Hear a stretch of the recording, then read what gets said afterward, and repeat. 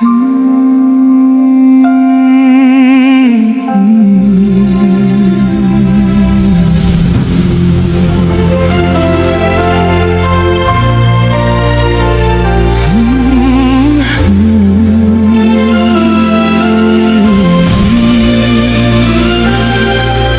gitna ng dilim, ika'y aking nasilayan.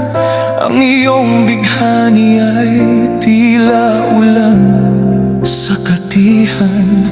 Sa iyong baling tataw, mundo ko'y nakita na wala ang ulirat. Sa ganda mo'y namarahuyo na.